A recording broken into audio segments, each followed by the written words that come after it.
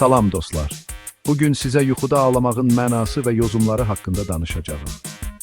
Hər birimiz yuxuda müxtəlif emosiyalar yaşayırıq. Bəzən gülürük, bəzən qorxuruq, bəzən isə göz yaşlarımızı saxlaya bilmirik. Bəs görəsən bu göz yaşları nə deməkdir? Yuxularımız bizə nələr demək istəyir? Hazırsınızsa bu sirləri birlikdə açaq və yuxularımızın dərinliklərinə bir səyahət edək. Yuxuda ağlamaq, insanın daxili dünyasının gizli duyğularının bir əksidir. Bu göz yaşları bəzən sevinç göz yaşı olur, bəzən isə dərin bir kədərin ifadəsi.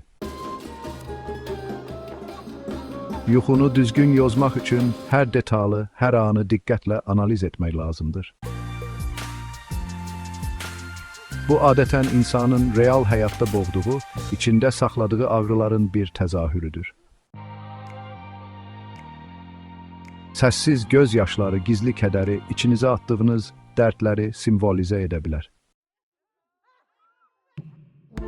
Göz yaşları duyğuların ən saf, ən təbii ifadə formasıdır. Böyük bir rahatlama, arzuların gerçəkləşməsi, xoş xəbərlər.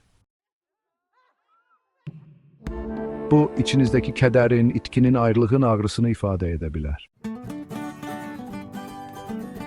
Bu, başqalarının hisslərinə qarşı olan diqqətli və qayğıkeş təbiətinizi göstərir.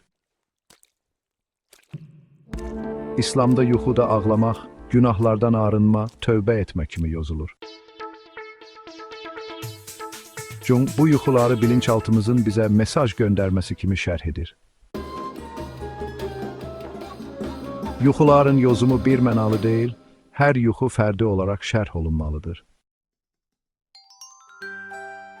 Ümid edirik ki, bu video sizə yuxuda ağlamağın mənası və yozumları haqqında faydalı məlumatlar verdi. Unutmayın ki, yuxular hələ də tam olaraq çözülə bilməyən bir sirdir və hər birimizin yuxusu özünə məxsusdur.